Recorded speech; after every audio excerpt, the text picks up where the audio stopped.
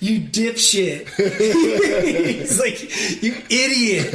You know, it's kind of downstream, you know, something that, you know, would only happen to me. And he was like, you buffoon. And, you know, Saul and I always had a good time together. But then Richard came in. I was like, okay, I'm going to go over and say hello. And so I walked over and I was like, hey, Mr. Dreyfus, my name's Eddie McClintock. I'm on a show, this show called Warehouse 13. But I just wanted to come over and tell you that I just have been such a huge fan of your work. And I just, you know, you're one of my all-time favorite actors. And I'm a huge fan, and thank you. And I'm like, but I'm not like a creepy, weird, stalkery fan or anything like that. And then I couldn't think of anything else to say, so I went, want to see my tattoo?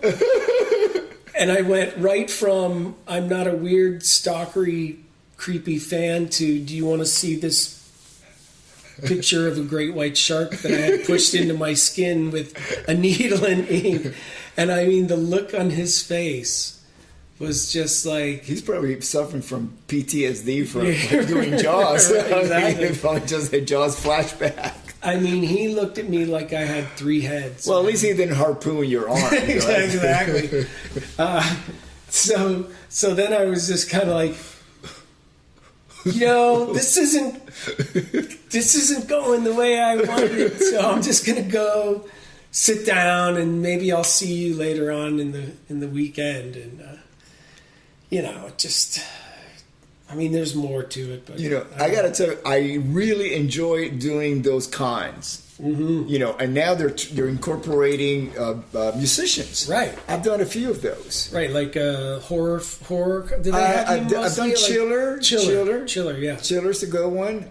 I got a somewhat sad story about Chiller. You know, so people are going, do you want to meet Tim Curry? And I said, oh yeah, are you sure? You know, yeah, of course. You know, so they set up a time for me to meet Tim Curry. Mm-hmm. So I go in, and my heart just dropped. He's in a wheelchair. Yeah. He was at the con I was just at in Phoenix like 3 weeks ago. He's still alive. Yeah. He's in a chair, and I guess he had a stroke, I think. Yeah. And you know, and I looked at him and I say, you know, there's not much of Tim Curry left of Tim Curry. And you just want to say so much and thank him so much. Right. But there's a part of you that say, you know, just leave him alone. Right. Take the photo, move on.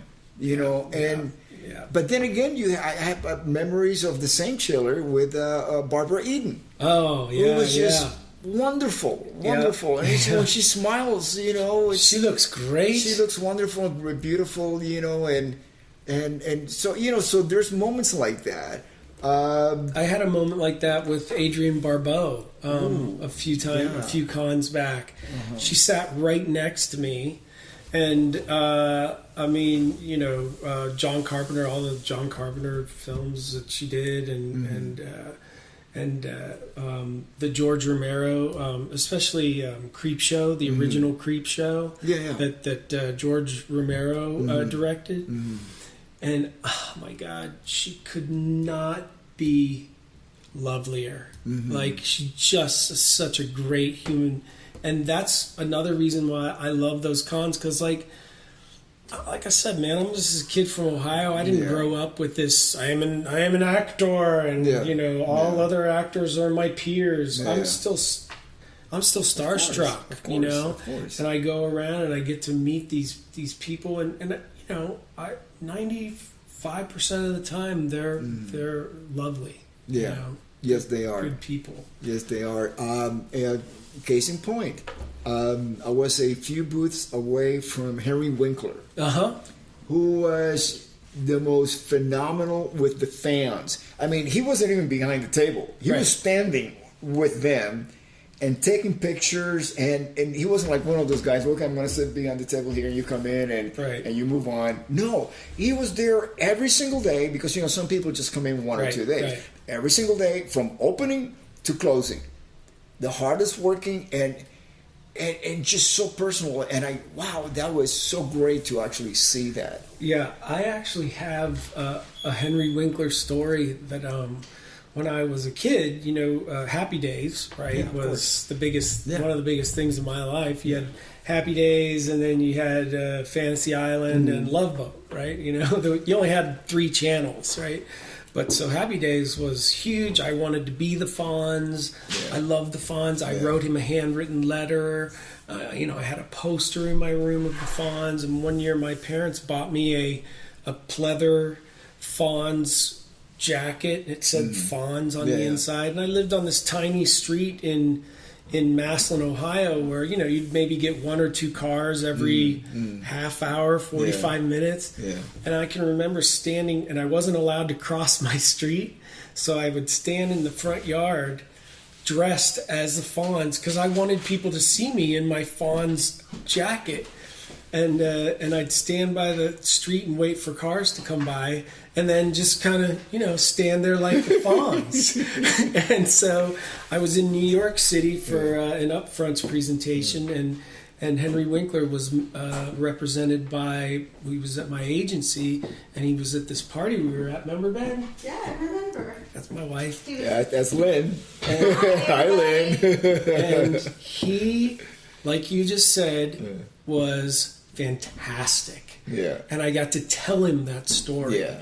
And he gave me a big hug, and he's just like, I love that story. Yeah. And Eddie, he called, it was like, it's not like one of those celebrities that, you tell him your name when you meet him, and then he said, thank you, Eddie, and he's just that kind of guy.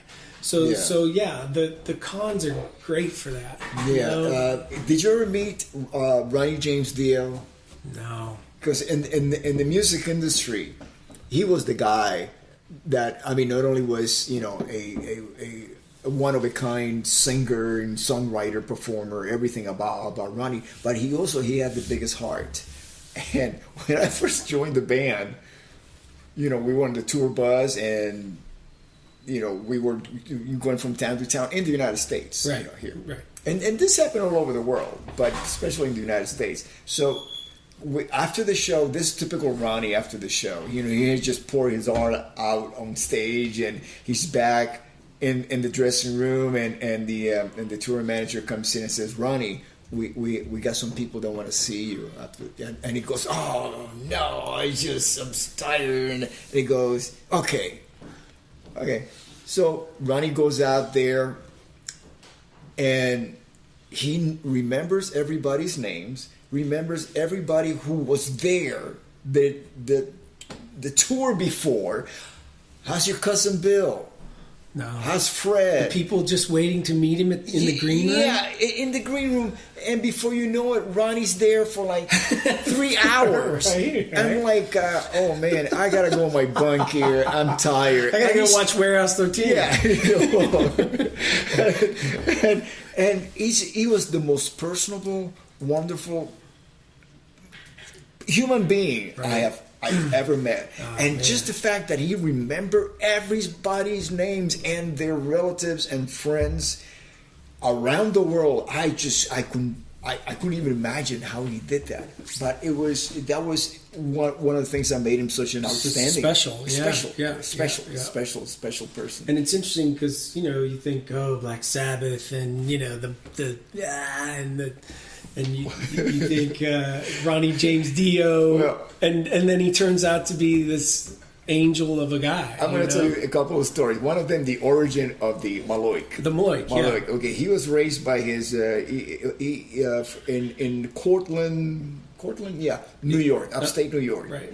And he was raised by his grandmother, who's like first generation Italian, come over from Padova. Which my family turns out to be from Padova too, because they reached out to me on the internet, right? And the Sarzos, from Padova. Right. So I'm pretty sure somewhere along the way, Ronnie's and my family knew each other or whatever. And so Ronnie says, when I first joined Black Sabbath, Ozzy had the peace sign. Right. And I wasn't going about to do the same thing with Ozzy, so I figured I got to come up with something. And he recalled that his grandmother would go, would be taking him to school, walking with him, right. and people were like look at her weird or whatever, and she would just do them alike, right? And so I said, you know what? I'm going to use that. That's going to be my horns up, right? Right. So we are in Granada, Valencia, somewhere in Spain, southern Spain, touring with Dio. Right. And we're actually in Alhambra. Alhambra is this castle, this Moor castle, right? That is like in the middle of the city. Right. They built a city around that castle, and we have Ronnie and I were just like tourists. We love doing that, especially in Europe. Seeing all the relics, all the old buildings and stuff, and so we're leaving the place, going outside the castle into the streets, and I see these older women, and I thought maybe Deep Purple, Black Sabbath fans, who knows, because they were kind of like, somehow they recognized him or saw something about him that attracted them. So they come over and they're speaking Gypsy, which I speak Spanish, but I couldn't understand what they were saying. Right. But they were pointing at the palm of their hands, wanting to read his palm. And Ronnie goes, "Oh no!" And they get mad at Ronnie. All of a sudden, they're doing the Maloik to him. And then all of a sudden, Ronnie does the Maloik back at them. So it was kind of like, absurdity. It was phenomenal. It was the Maloik, awesome. And it works because they ran away. Right. Oh shit! Well, because they believe in that. They believe in that. Absolutely. Yeah. That's funny because when I was a little kid, one of my best friends' family was very Italian, and he used to do this. Yeah. It wasn't this. Yeah. It wasn't like a horizontal thing. Yeah. It was kind of a vertical thing like this. So I knew the term Maloic from an early age, but then when it was incorporated into rock and roll, it was like cool. Cool. Well, Eddie, thank you so much, my friend. Thank you for giving me, this slice of your time. Oh. I know you're super busy and you with your family and your Anything career for and you, everything. brother. Look, I'm honored to even be asked to be on here, dude. Isn't life strange? Have we hooked up? It's bizarre. It's the best. It's like one of the few sweet things that like I have my wife, I have my kids, my family, and like these amazing people in my life like you and some of my other close friends. So and every time I sit down with you, there's always something new that comes out. That I'm glad that we were able to share some of it. I rarely wear underwear. So that's, I don't know. No, I do, and right now I'm wearing Kirkland underwear. Ooh, wow! Have you ever tried the Kirkland Costco? How's they're Costco? Costco, yeah. How's Kirkland brand. How's the support? Support is really good. They're comfortable, and the boys can play.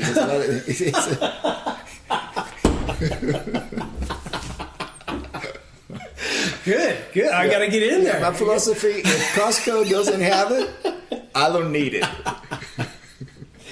Thank you, brother. Thank you, man. Awesome.